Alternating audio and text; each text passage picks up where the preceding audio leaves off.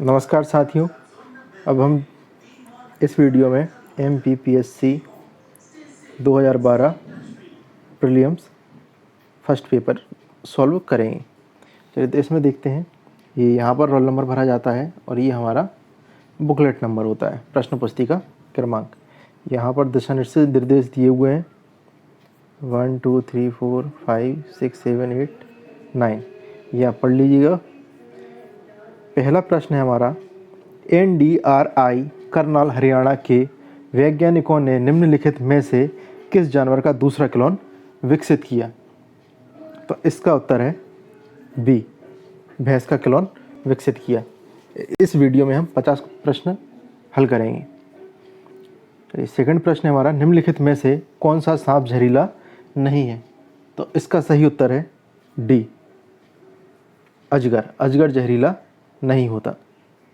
प्रश्न क्रमांक 3 है, भारतीय टाइगरों को बचाने के लिए प्रोजेक्ट टाइगर किस वर्ष प्रारंभ किया गया था? तो इसका सही उत्तर है बी, 1973 में।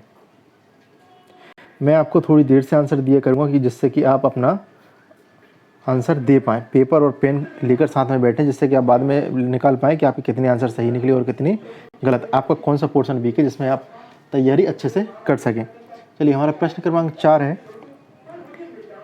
एनीमोमीटर से निम्नलिखित में से किसका मापन किया जाता है? तो इसका सही उत्तर है सी, पवन वेग। प्रश्न क्रमांक 5 है, डेंगू एक बुखार है जो उत्पन्न होता है तथा दूसरे मनुष्य में पहुंचता है। इसका सही उत्तर है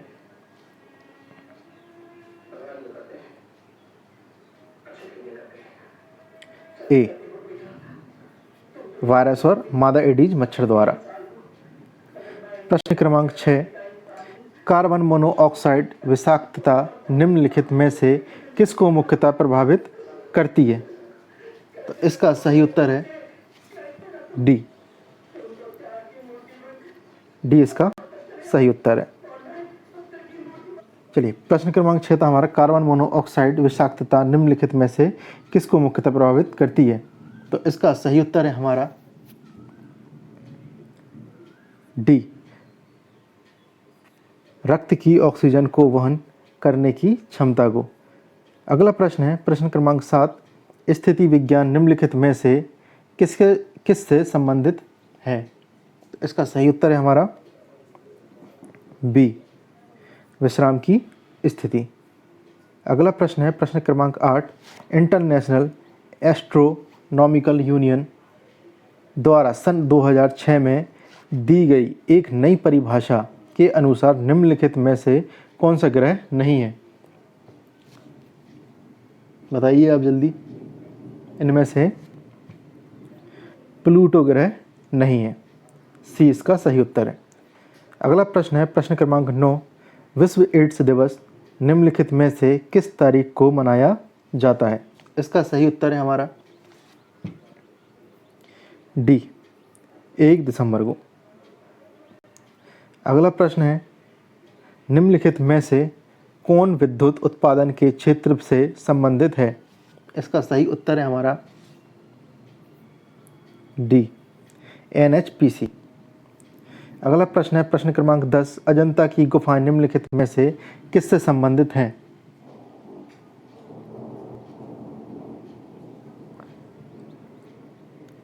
तो इसका सही उत्तर है बी और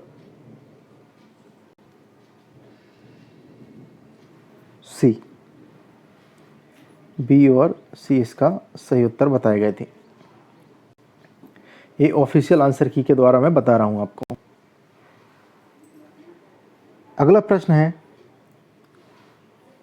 सिंधु घाटी सभ्यता के संदर्भ में निम्नलिखित कथनों पर विचार कीजिए। तो पहला है, उस काल में भारत में वस्त्र बनाने में कपास का प्रयोग होता था।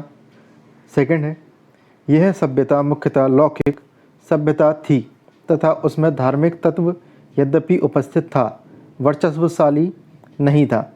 उपयुक्त में से कौन सा या कौन से कथन सही हैं, यह हमें बताना है। तो इसका सही उत्तर है सी, 1 और 2 दोनों ही। अगला प्रश्न है प्रश्न क्रमांक 13, त्रिपिटक निम्नलिखित में से किससे संबंधित है? तो त्रिपिटक का सही उत्तर है बी, यह बौद्धों से संबंधित है। अगला प्रश्न है प्रश्न क्रमांक 14, कल्हण द्वारा रचित राजतरंगिणी निम्नलिखित में से किससे संबंधित है? इसका सही उत्तर है हमारा सी, कश्मीर के इतिहास से।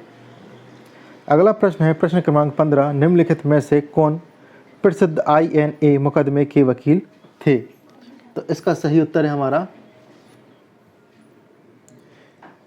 सी और डी दोनों ही, इसका सही उत्तर है।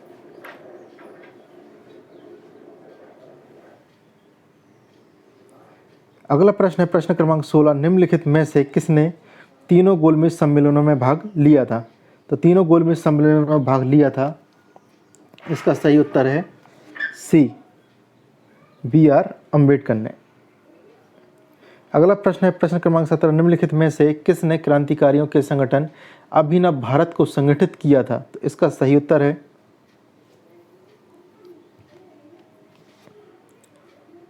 सी, विनायक दामोदर सावरकर। अगला प्रश्न है प्रश्न क्रमांक 18, संयुक्त राष्ट्र संघ ने हिंदी में भाषण देने वाले निम्न में से पहले व्यक्ति कौन रहे हैं? तो संयुक्त राष्ट्र संघ में जिसने पहली बार हिंदी में भाषण दिया था तो वह व्यक्ति थे अटल बिहारी वाजपेयी, सी इसका सही उत्तर है। अगला प्रश्न है प्रश्न क्रमांक 19, अमीर खुसरो निम्नलिखित में से किसके शासनकाल से संबंधित थे? तो इसका सही उत्तर है ए और बी दोनों ही इसके सही उत्तर हैं, अलाउद्दीन खिलजी और इब्राहिम लोदी।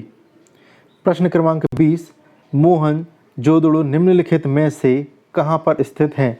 तो ये इसका सही उत्तर है सी, पाकिस्तान के सिंध प्रांत में स्थित है, सी इसका सही उत्तर है। प्रश्न क्रमांक 21, नागार्जुन सागर बांध भारत के किस राज्य में स्थित है? तो इसका सही उत्तर है हमारा बी, आंध्र प्रदेश।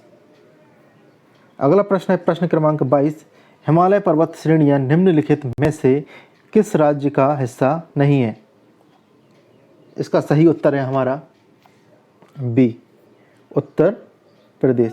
इस तरफ इंग्लिश में दिया हुआ है, आप चाहें तो इंग्लिश में पढ़ सकते हैं। The Himalayan mountain ranges are not a part which of the following states, B इसका सही उत्तर है। ये आप इंग्लिश में भी यहाँ पर पढ़ सकते हैं।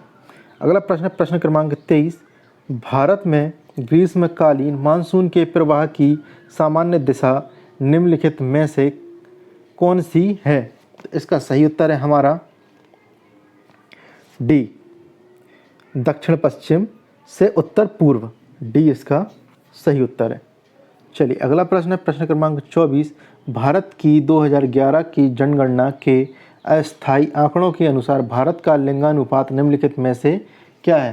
तो इसका सही उत्तर है हमारा बी, 940, बी इसका सही उत्तर है। अगला प्रश्न है प्रश्न क्रमांक 25, भारत का सर्वप्रथम राष्ट्रीय उद्यान निम्नलिखित में से कौन सा है? तो इसका सही उत्तर है हमारा डी, कॉर्बेट राष्ट्रीय उद्यान। यह भारत का सर्वप्रथम राष्ट्रीय उद्यान है। कौन सा? डी, कॉर्बेट राष्ट्रीय उद्यान। अगला प्रश्न है प्रश्न क्रमांक 26, अलास्का निम्नलिखित में से किस देश का हिस्सा है? तो इसका सही उत्तर है हमारा बी, संयुक्त राज्य अमेरिका, बी इसका सही उत्तर है। प्रश्न क्रमांक 27, एंडीज पर्वत श्रेणी निम्नलिखित में से किस महाद्वीप में स्थित हैं? तो ऑस्ट्रेलिया, यूरोप, दक्षिण अमेरिका और उत्तरी अमेरिका। तो इसका सही उत्तर है हमारा सी, दक्षिणी अमेरिका, सी इसका सही उत्तर है। अगला प्रश्न है प्रश्न क्रमांक 28, भूमध्य रेखा निम्नलिखित में से किस देश से होकर नहीं गुजरती है? तो भूमध्य रेखा किस देश से होकर नहीं गुजरती, ये हमें बताना है। इस प्रश्न का उत्तर है हमारा बी, मैक्सिको, बी इसका सही उत्तर है। अगला प्रश्न है प्रश्न क्रमांक 29, निम्नलिखित में से कौन सा शहर नहरों का शहर कहलाता है? तो इसका सही उत्तर है हमारा सी, वेनिस, इसका सही उत्तर है। अगला प्रश्न है प्रश्न क्रमांक 30, निम्नलिखित में से किस भारतीय राज्य की सीमाएं भूटान राष्ट्र के साथ नहीं मिलती हैं? तो इसका सही उत्तर है हमारा बी, मेघालय। देखिए, मेरे उत्तर लगाने के पहले आपको भी उत्तर लगाना है, जो या मन में लगाए या फिर आप पेन पेपर लेकर बैठे हैं या फिर पेपर में नोट डाउन करते हैं, और फिर बाद में लगाएं कि आपके कितने सही निकले और कितनी गलत। अगला प्रश्न है प्रश्न क्रमांक 31, निम्नलिखित में से संविधान सभा के बारे में गलत कथन कौन सा है? तो पहला है, इसने बड़ी संख्या में समितियों की मदद से काम किया, उनमें से प्रारूप समिति सबसे महत्वपूर्ण थी। अल्पसंख्यक समुदाय जैसे ईसाई, एंग्लो इंडियन और पारसियों को सभा में पर्याप्त प्रतिनिधित्व दिया गया। और तीसरा है इसका निर्वाचन सार्वभौमिक वयस्क मताधिकार के आधार पर किया गया। और चौथा है, इसकी चुनाव प्रक्रिया 1935 के अधिनियम के 6वें अनुसूची पर आधारित थी। कर, संपत्ति, शैक्षणिक योग्यता या मताधिकार सीमित कर दिया था। तो इसका सही उत्तर है हमारा प्रश्न क्रमांक 31 का सही उत्तर है हमारा सी, इसका निर्वाचन सार्वभौमिक वयस्क अधिकार के आधार पर कर दिया गया था। सी इज द करेक्ट आंसर। अगले प्रश्न पर चलते हैं। प्रश्न क्रमांक 32, निम्नलिखित में से दलीय व्यवस्था किस एक व्यापक व्यवस्था का अंग है? तो इसका सही उत्तर है हमारा प्रश्न क्रमांक 32, इसका सही उत्तर है हमारा सी, राजनैतिक व्यवस्था। अगला प्रश्न है प्रश्न क्रमांक 33, रिजर्व बैंक ऑफ इंडिया निम्नलिखित में से किसके बदले में मुद्रा निर्गमन करता है? यानी कि रिजर्व बैंक इंडिया क्या लेता है और उसके बदले में मुद्रा निकालता है, यानी पैसे को निकालता है। तो इसका सही उत्तर है हमारा प्रश्न क्रमांक 33 का डी, उपर्युक्त सभी। वह स्वर्ण के बदले में भी निकालता है, विदेशी मुद्रा के बदले भी निकालता है, और भारत सरकार के प्रतिभूति यानी बॉन्ड के द्वारा भी निकालता है। अगला प्रश्न है प्रश्न क्रमांक 34, रेलवे जोन के लिए संसद सदस्यों की सलाहकार समिति निम्नलिखित में से किसके द्वारा गठित की जाती है? तो इसका सही उत्तर है हमारा सी, संसदीय मामलों का मंत्रालय। अगला प्रश्न है प्रश्न क्रमांक 35, निम्नलिखित में से 12वीं पंचवर्षीय योजना की अवधि कब से कब तक है?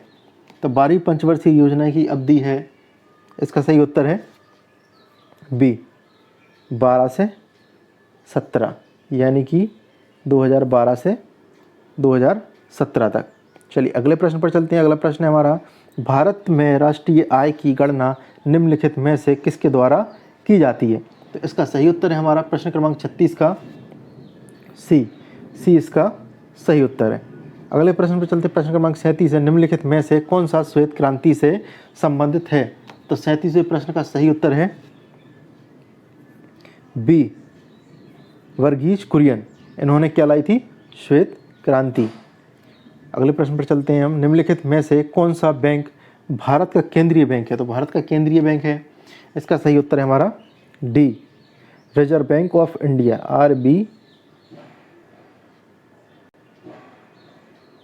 RBI। चलिए अगले प्रश्न पर चलते हैं।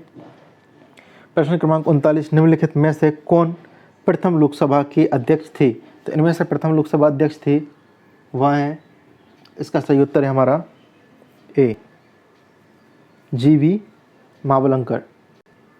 अगले प्रश्न पर चलते हैं। प्रश्न क्रमांक 40, निम्नलिखित में से कौन सार्वजनिक क्षेत्र का उपक्रम नहीं है?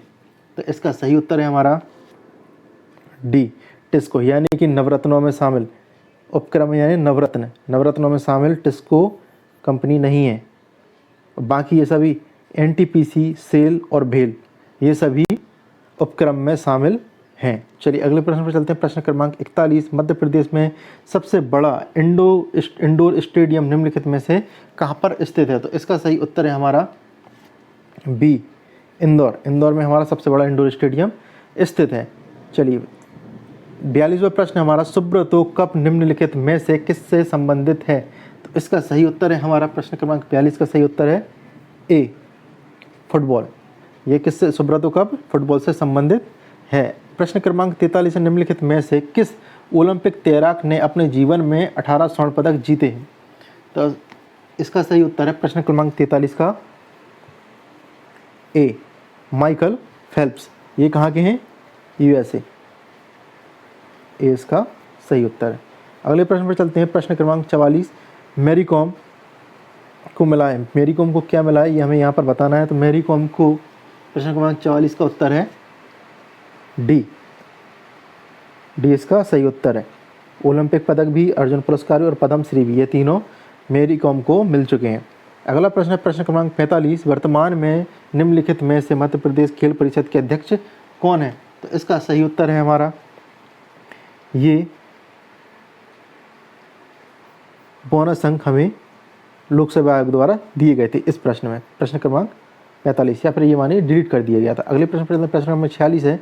कितने खिलाड़ी एक टीम से मैदान पर क्रमशः खो खो, कबड्डी, वॉलीबॉल व बास्केटबॉल में खेलते हैं? तो इसका सही उत्तर है हमारा प्रश्न क्रमांक 46 का सी, 9, 7, 6 और 5।